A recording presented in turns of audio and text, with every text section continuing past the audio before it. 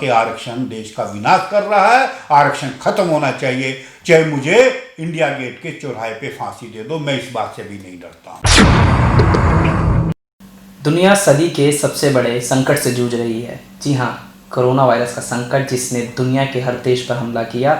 ये महामारी एक ऐसा रूप बन के आई जो ना तो किसी को दिखी और ना ही किसी को जल्दी से महसूस हुई, लेकिन धीरे धीरे इसकी चपेट में दुनिया के हर छोटे बड़े देश आते गए और अर्थव्यवस्था किस तरीके से डगमगाती चली गई, उसका अंजाम आज भारत को बुरी तरीके से भुगतना पड़ रहा है। यानी कि हमारी अर्थव्यवस्था -23% के लगभग में जा चुकी है और अब जो अर्थव्यवस्था को उठाने की बात है वो उद्योगपतियों के ऊपर सबसे बड़ा बोझ है। लेकिन इसके साथ ही अगर बात करें भारत की, तो भारत में आरक्षण भी एक अपने आप में सबसे बड़ा मुद्दा है जो अर्थव्यवस्था में अपना सबसे बड़ा रोल निभाता है। नमस्कार, मेरा नाम है दीपांश और आप देख रहे हैं BHBC न्यूज़। इस वक्त हमारे साथ मौजूद हैं खास मेहमान राजेश गुप्ता जी, जो खुद भारत लोक सेवक पार्टी के राष्ट्रीय अध्यक्ष हैं। सर, स्वागत है आपका BHBC न्यूज़ में। धन्यवाद। सर, भारत लोक सेवक पार्टी का सबसे बड़ा एजेंडा, सबसे बड़ा मुद्दा और सबसे बड़ी बात जो आप लोग करते हैं वो आरक्षण मुक्त भारत, यानी कि आरक्षण क्यों होना चाहिए। क्या आपका मुख्य उद्देश्य है और जनता तक क्या आप बात पहुंचाना चाहते हैं? अभी दीपांश जी आपने बात कही कि देश की अर्थव्यवस्था चरमरा गई है। जी, हमारा जो उद्देश्य है जी, आरक्षण को लेकर भी ये हमको बहुत पहले से दिखाई दे रहा था। कोरोना की वजह से ही खाली अर्थव्यवस्था चरमरा गई है ऐसा नहीं है जी। अर्थव्यवस्था ने चरमराना शुरू कर दिया था बहुत पहले से ही। और मैं आपको जो बता दूं, जब 2012 में डॉक्टर मनमोहन सिंह की गवर्नमेंट थी, उसी वक्त से देश के अंदर मंदी का दौर चल गया था। और आज उस सब चीज़ों का जो है प्रभाव एकदम से पड़ना शुरू हो गया है और कोरोना ने भी अपना एक रोल अदा किया, बड़ा एक भूमिका निभाई है। मैं ये नहीं कहता कि कोरोना कोई कारण नहीं है, लेकिन खाली कोरोना की वजह से ही देश की अर्थव्यवस्था नहीं डगमगाई है। राजेश जी, मैं आपको रोकना चाहूँगा। एक सबसे बड़ा सवाल यह है कि सरकार अपने आंकड़े पेश कर रही है। सरकार ये बता रही है कि कोरोना से जो मंदी का दौर आया है, जो पलायन हुआ है बड़े स्तर पर, यानी कि देश ने आज से पहले इतना बड़ा पलायन इतने बड़े स्तर पर नहीं देखा था। तो हो सकता है कहीं ना कहीं ये चीज़ें जो अब बेरोजगारी बढ़ी है उसके चलते कहीं ना कहीं हर चीज़ में बढ़ोतरी आई है, यानी कि खर्चे बढ़ गए हैं, लोगों के लिए ज़रूरतें बढ़ गई हैं, लेकिन इनकम ऑफ सोर्स जो है कहीं ना कहीं वो कम है। वो अभी भी उतना ही है जितना लिमिटेड पहले था, लेकिन खर्चों में बढ़ोतरी हुई है, हर चीज़ें बढ़ गई हैं, मजदूरी बढ़ गई है। तो कहीं ना कहीं जो चीज़ें हैं, क्या आपको लगता है कि कोरोना, जो सरकार जिस तरीके से बता रही है कि कोरोना सबसे बड़ा कारण है? देखिए, अब सरकार क्या कहती है, प्रजातंत्र है, दूसरे लोग क्या कहते हैं, इस पे टीका टिप्पणी करना सही नहीं है जी। मैं अपनी बात को जो है कह सकता हूँ और उसको सिद्ध करने का भी प्रयास करूँगा आपको मैं कि वही जो है खाली कोरोना की वजह से जो है अर्थव्यवस्था चरमरा नहीं गई है। जो इकोनॉमिक क्राइसिस है, जो आर्थिक संकट है, उसमें कई कारण हैं। सबसे बड़ा जो सवाल है सरकार की का लेत के चलते हैं, सरकार की आमदनी कितनी है और सरकार का खर्चा कितना है। क्राइसिस तभी आएगा, संकट तभी आएगा तब हमारी आमदनी कम होगी और खर्चा ज्यादा होगा। दो कारण, एक तो सरकार को जो खर्चा मजबूरी है करना पड़ेगा, वो तो करना ही करना है, पर जो सरकार अपव्यय करेगी, वेस्ट करेगी, उसका क्या सॉल्यूशन निकलेगा। सरकार की आमदनी का सोर्स क्या है, सोर्स ऑफ इनकम सरकार का क्या है, वो है टैक्सेस, कर। जी बिल्कुल। लोग सोचते हैं कि इनकम टैक्स से ही सरकार की आमदनी होती है, बिल्कुल गलत बात है। इनकम टैक्स तो मेरे विचार से शायद इतना भी ना मिलता हो कि जो इनकम टैक्स डिपार्टमेंट में है उनकी तनख्वाह भी निकल जाए। जी। सरकार का मेन सोर्स ऑफ जो कर है, टैक्स जो है, वो है आपका पेट्रोल डीजल और जो प्रोडक्ट है, ऐसी कोई भी पैदा नहीं है, मतलब जो भी इंडस्ट्री प्रोडक्ट करेगी, पैदा करेगी, उस पर टैक्स ना हो। जी, जीएसटी के रूप में लगा लीजिए। फिर आपका ट्रांसपोर्टेशन सिस्टम है, रोड टैक्स है, टोल टैक्स है, व्हीकल टैक्स है, कहीं हर चीज पे, बिजली पे टैक्स है। ऐसी कोई चीज, मतलब टैक्स गिनाने में ही पूरा इंटरव्यू खत्म हो जाएगा अगर टैक्स में गिनाने लगूं तो। जी। सरकार के पास ये सोर्स ऑफ इनकम है। जी, अगर मान लीजिए जो रीढ़ की हड्डी है किसी भी देश की, जिन लोगों ने तरक्की की है, वो है उद्योग, इंडस्ट्री। अगर इंडस्ट्री फेल हो जाएगी हमारी, जी, तो सरकार के पास टैक्स कहां से आएगा? जी, एक इंडस्ट्री है, कोई भी वो चीज प्रोड्यूस करता है या प्रोडक्ट करता है, वो टैक्स तभी देगा जी। तब उसको उस प्रोडक्ट पे कोई लाभ होगा। जी, बिल्कुल, अगर वो माइनस में चली जाएगी, घाटा होगा, तो वो इंडस्ट्री बंद हो जाएगी, बिल्कुल, ऑटोमेटिकली है। बिल्कुल। अब सरकार टैक्स लगाती है, मान लीजिए मैं एक छोटा सा एग्जांपल देता हूं। हमारे यहां मान लीजिए जो इंडस्ट्री है, उसको बिजली की जो पर यूनिट कॉस्ट देनी पड़ती है 20 रुपए पर यूनिट। एक देश, कोई दूसरा देश है जहां बिजली की कॉस्ट है 10 रुपए पर यूनिट। इसी तरीके से मान लीजिए एक और देश है जहां पेट्रोल मिलता है 40 रुपए लीटर। हमारे देश में 80 लीटर पेट्रोल मिल रहा है, डीजल 80 रुपए लीटर मिल रहा है। तो जो ट्रांसपोर्टेशन कॉस्ट होगी, रॉ मटेरियल की कॉस्ट होगी, जब जो फिर फिनिश प्रोडक्ट होगी, आप इस बात को ऐसे ही समझ लीजिए, किस देश में जहां 10 रुपए यूनिट बिजली होगी, जहां डीजल और पेट्रोल की प्राइसेस कम होगी, तो जो फिनिश प्रोडक्ट होगा इंडस्ट्री का, किस देश में मंदा बनेगा? हमारे देश में कम लागत लगेगी कि दूसरे देश में लगेगी? जी। तो हमारे उद्योग धंधों का फेल होने का कारण एक कोरोना नहीं है खाली। राजेश जी, आपका मानना यह है कि सबसे बड़ी जो चोट पहुंची है इस दौर में, यानी कि संकट के इस दौर में, एक तरफ जहां कोरोना ने तो अपनी चोट दी ही देश को, लेकिन जो सरकार की नीतियां हैं उस पर आप सवाल खड़े कर रहे हैं कि जिस तरीके से इंडस्ट्री को सरकार को बचाना चाहिए, जो पॉलिसी लानी चाहिए, समाधान नहीं आ रहा। पॉलिसी बन चुकी है लेकिन समाधान उद्योगपतियों तक नहीं पहुंच पाया। मैं आपको एक और बता दूं बात, उद्योगपतियों को कॉस्ट ऑफ प्रोडक्शन घटाने की जरूरत है। सरकार की ऐसी पॉलिसी होनी चाहिए जिससे उनकी कॉस्ट, जो वो प्रोड्यूस करे कोई भी चीज, उसकी कॉस्ट, कंपटीशन है, इंटरनेशनल कंपटीशन है पूरी दुनिया के अंदर, और ह्यूमन साइकोलॉजी है, ये एक मानव स्वभाव है, वो चीप एंड बेस्ट, सस्ता और बढ़िया खरीदना चाहता है। जिसका सस्ता माल होगा, बढ़िया होगा, उसी का जो है परचेज किया जाएगा। हमारे यहाँ मान लीजिए कोई भी प्रोड्यूस हम करते हैं, वो दूसरे देशों के कंपैरिजन में कॉस्टली बनेगा, तो हमारा माल कैसे बिकेगा? जब इंडस्ट्री का माल किसी का नहीं बिकेगा तो इंडस्ट्री बंद हो जाएगी, और जो एम्प्लॉयमेंट उस इंडस्ट्रीज के अंदर वो खत्म हो जाएंगे। टैक्स सरकार कहां से लेगी जब कोई माल ही नहीं पैदा होगा? तो कहां से सरकार के पास टैक्स आएगा? ये जो इकोनॉमिक क्राइसिस है वो इस वजह से है, और ये इकोनॉमिक क्राइसिस जो है वो मैंने पहले एक्सप्लेन किया आपको, ये 2012 से 13 से चालू हो गया था, ये खाली आज का नहीं है। जो सरकार की ये जो है कोई भी, और इसके लिए जो सबसे बड़ा कारण है, अब सरकार जो टैक्स लेती है और सरकार जो टैक्स लेती है उसके बदले में सुविधाएं क्या दे रही है? सरकार की जो मैं समझता हूं 3 बेसिक चीजें जो है सरकार को, जनता को सही क्वालिटी की प्रोवाइड करनी चाहिए, जिनके अंदर अच्छी क्वालिटी। सबसे पहली बात तो शिक्षा का अधिकार हर बच्चे का है, एजुकेशन का, और वो क्वालिटी की होनी चाहिए। क्या सरकारी स्कूलों का हाल है मुझे बताने की जरूरत नहीं है। दूसरा, चिकित्सा व्यवस्था जो है सरकार की, जो प्राइवेट ये सरकारी हॉस्पिटल हैं उनका क्या हाल है, क्या सरकारी अस्पतालों का हाल है, ये सब हम जानते हैं। और इसके बाद तीसरा जो सरकार को चाहिए, कोई भी सरकार है वो, ट्रांसपोर्टेशन सिस्टम, आवागमन के साधन मिनिमम कॉस्ट पे, चीप एंड बेस्ट क्वालिटी के प्रोवाइड करने चाहिए।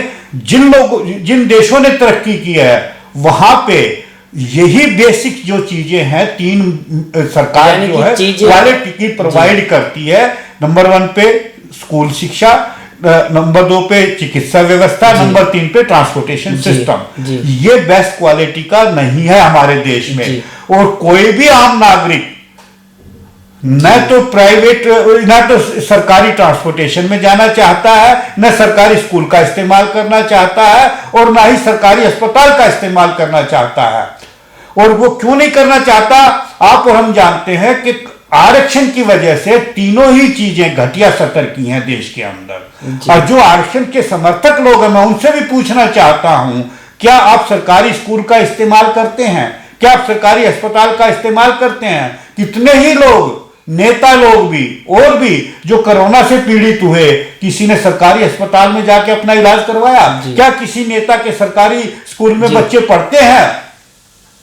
कितने नेता जो है सरकारी ट्रांसपोर्टेशन में यात्रा करते हैं? जी, तो आप बताइए फिर मुझे। जो इस्तेमाल करते हैं वो गरीब मजदूर और गरीब किसान करते हैं, जो हमारे गांव में रहते हैं। और ये जो आरक्षण की वजह से सबसे ज्यादा शोषण जो है गरीब मजदूर और किसान का हो रहा है। अगर आरक्षण खत्म हो जाए तो बेस्ट क्वालिटी की चीजें मिलने लग जाएंगी और लोगों का जीवन स्तर अपने आप सुधर जाएगा। और ये जो इकोनॉमिक क्राइसिस है, इसको भी हम काबू पा सकते हैं, बशर्ते के सरकार में जो बैठे हैं उनकी इच्छा शक्ति होनी चाहिए। ये खाली एक सरकार बदलने से ये काम नहीं होगा। आज जो ओपोजिशन पार्टियां हैं वो भी आरक्षण की प्रबल समर्थक हैं। जब तक देश की बागडोर ऐसे लोगों के हाथ में नहीं आएगी जो क्वालिटी की चीज प्रोड्यूस करेंगे, जो टैक्स का सदुपयोग करेंगे, तब तक इस देश को बचाना मुश्किल हो जाएगा। और ये देश दिन पे दिन गर्त में जा रहा है और आगे बढ़ेगा। राजेश जी, सबसे बड़ी चीज जो प्रधानमंत्री ने खुद कही और खुद इसका आह्वान किया कि आत्मनिर्भर भारत की बात होनी चाहिए और लोगों को इसमें बढ़ चढ़कर हिस्सा लेना चाहिए। उन्होंने कहा कि देश की चीज अगर देश में बने और देश में ही बिके तो कहीं ना कहीं इकोनॉमी का जो पहिया है वो तेज गति से घूमने लगेगा। तो क्या लगता है कि आत्मनिर्भर भारत और 20 लाख करोड़ का जो आर्थिक पैकेज जो देश को मिला इस आपदा में, कहीं ना कहीं वो कहीं इस इकोनॉमी में धक्का लगा सकता है आगे के समय के लिए? मैं एक बात बता दूं, ये टेम्परेरी फेस है, ये इस तरीके की जो फैसिलिटीज प्रोवाइड करना। 20 लाख करोड़ क्या, 100 करोड़ भी दे दीजिए, 100 लाख करोड़ भी दे दीजिए, ये कब तक आप बांटते रहेंगे? कब तक देते रहेंगे? पैर आएगा कहां से पैसा?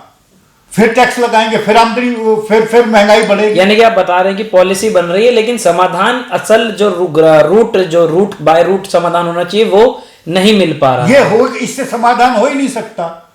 समाधान तब, अब मान लीजिए मजदूर है, उसको जब उसकी आमदनी ही नहीं बढ़ेगी तो उसका जीवन स्तर कैसे, कब तक उसको क्या मुफ्त क्या क्या देते रहोगे?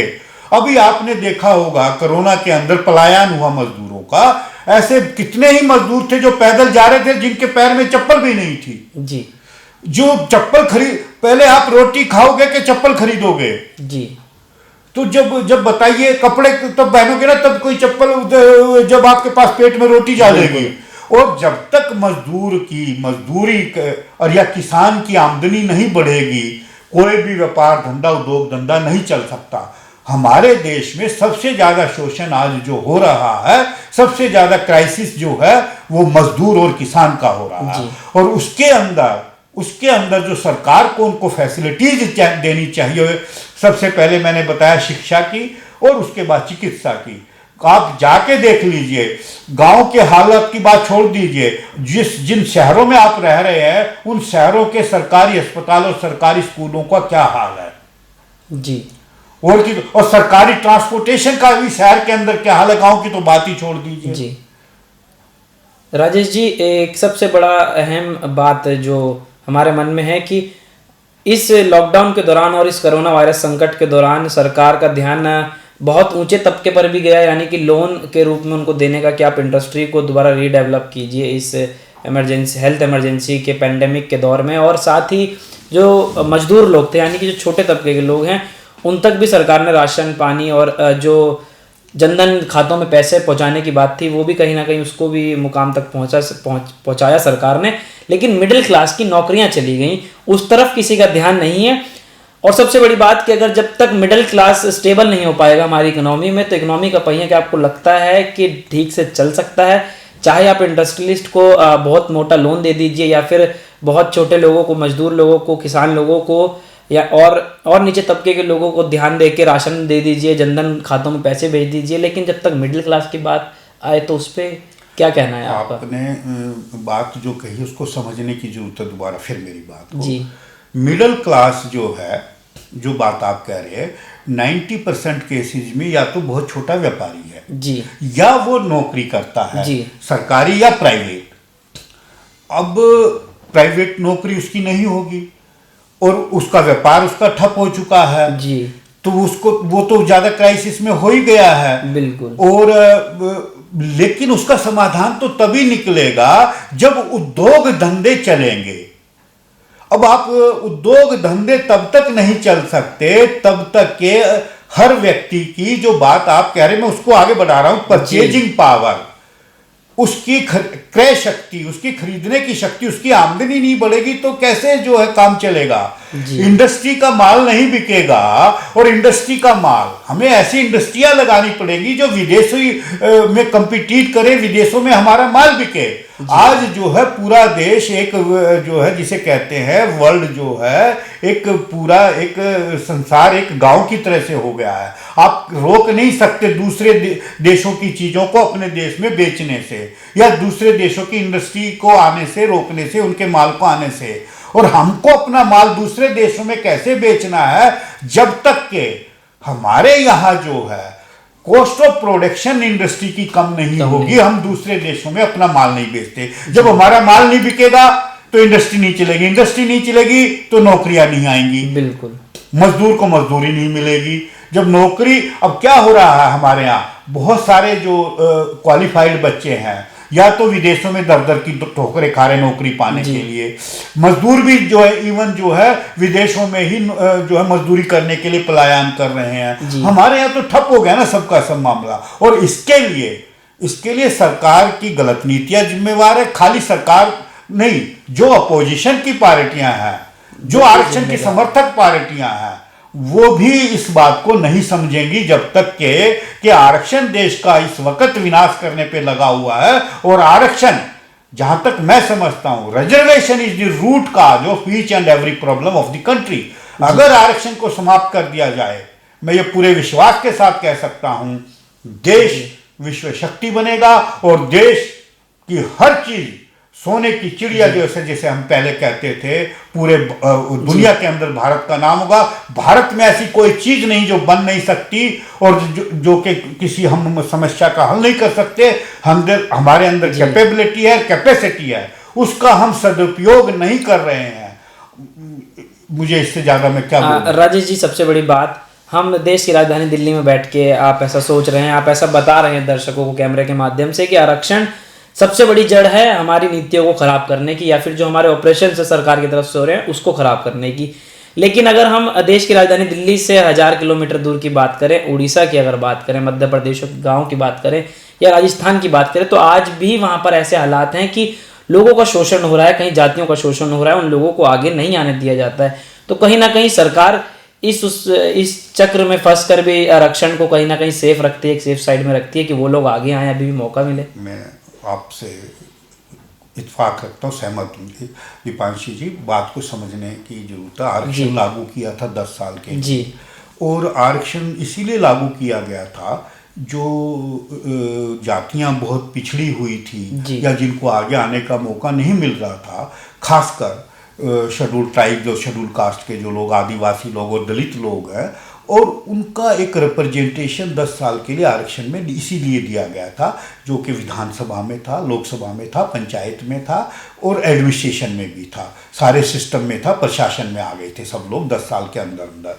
और उनकी ये ड्यूटी बनती थी, अगर किसी के अंदर मतलब किसी जगह पे, जैसे आपने नाम लिया, उड़ीसा के अंदर भी आरक्षण से जो है एम्प्लॉय सब जगह भर्ती है। अगर किसी बच्चे के अंदर क्वालिटी है, वो क्वालिफाइड है और उसको विशेष जाति का होने की वजह से आगे आने का मौका नहीं दिया जा रहा है, या आदिवासी या दलित है वो और वो क्वालिफाइड है, तो उनकी ये ड्यूटी बनती है कि उसके बात को आगे बढ़ाया जाए और उसके मुद्दे को उठाया जाए। किस लिए बैठे हैं विधानसभा में, किस लिए बैठे हैं लोकसभा के अंदर, किस लिए आप दूसरे पुलिस प्रशासन में हैं, आप कोर्ट कचहरी के अंदर हैं, आप हर जगह हैं आरक्षण के जो वजह से। फिर वो क्यों नहीं 70 साल से 72 साल से आप आ रहे हो, फिर आप दलित के साथ अत्याचार होता है तो आप क्यों नहीं उस मुद्दे को उठाते हो, क्यों नहीं हाईलाइट करते हो?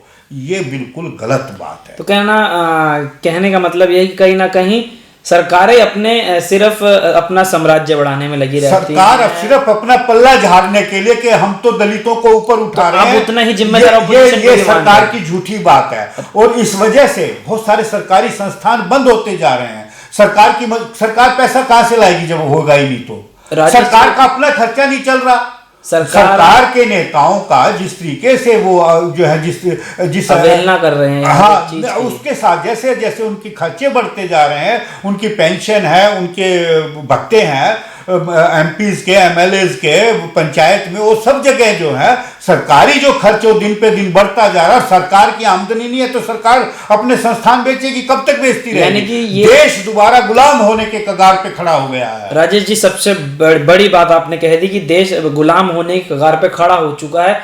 यानी कि ये मानना पड़ेगा कि इंडस्ट्रियलिस्ट को, यानी कि बिजनेसमैन को, बिजनेस ओनर को जब तक सरकार ठीक से सपोर्ट नहीं करेगी समाधान के साथ, तो कहीं ना कहीं देश की जो अर्थव्यवस्था है वो डूबती चली जाएगी। उसको निकालने का हल या समाधान, इसमें मैं एक बात ऐड कर रहा हूं दीपांशी जी, कि खाली इंडस्ट्री ऐसा नहीं होगा, इंडस्ट्री ऐसे उठ जाएगी। आपको सरकार को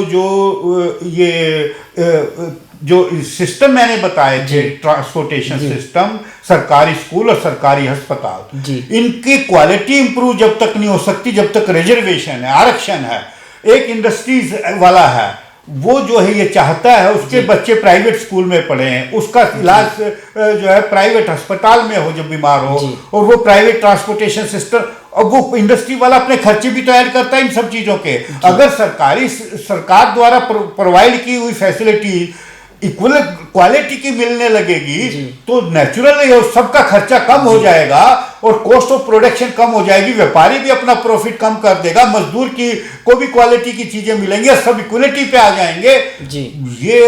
ये खाली कहने मात्र से नहीं हो। राजेश जी, सरकार से आपकी क्या दरख्वास्त रहेगी, क्या संदेश रहेगा आखिर में, और देश की जनता को साथ में क्या संदेश रहेगा कि आरक्षण के विरोध में आप लोग हैं? हो सकता है तमाम सरकारें, तमाम पार्टियां और तमाम लोग देश के आपके विरोध में खड़े हो जाएं कि आप आरक्षण के विरोध में हैं, लेकिन आरक्षण के विरोध में क्यों है? संक्षेप में आप एक बार मैं बता दूं, हमें वेरे को किसी जाति समुदाय के लिए या किसी जाति के लिए नहीं लड़ रहा है, किसी जाति समुदाय के विरोध में मैं नहीं लड़ रहा। मुझे अपना भारत देश प्यारा है और मैं इसके लिए अपनी जान तक देने के लिए तैयार हूं। मैं जो बात कह रहा हूं देश के हित में कह रहा हूं। कोई भी आके ये कह दे आरक्षण देश के हित में है, मैं सबसे पहले झंडा उठाऊंगा कि आरक्षण होना चाहिए। आरक्षण देश के हित में नहीं है तो मैं सबसे पहले उसका विरोध करूंगा कि आरक्षण देश का विनाश कर रहा है, आरक्षण खत्म होना चाहिए। चाहे मुझे इंडिया गेट के चौराहे पे फांसी दे दो, मैं इस बात से भी नहीं डरता हूं।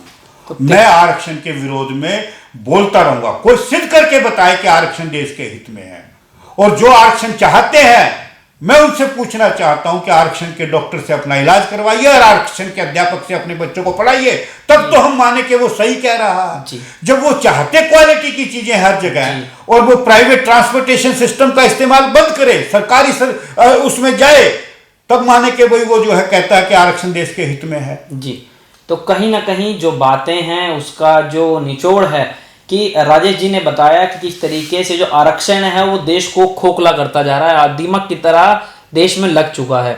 और अगर कोई ऐसी बात कहता है या सिद्ध करके दिखाता है कि अगर आरक्षण देश के हित में है, देश की अर्थव्यवस्था, देश की सारी व्यवस्थाएं, देश का लॉ एंड ऑर्डर अगर अर्थव्यवस्था सुधर सकता है, तो उसको ये बात सिद्ध करनी होगी। तो राजेश जी जैसे तमाम और लोग जो इनके साथ जुड़े हुए हैं, और जो भारत लोक सेवक पार्टी का जो सबसे बड़ा एजेंडा है कि आरक्षण होना ही नहीं चाहिए, क्योंकि इक्वालिटी का हक सबको है, हर देश को है, देश के हर नागरिक को होना चाहिए, तभी देश की अर्थव्यवस्था का पहिया तेजी से घूम सकता है।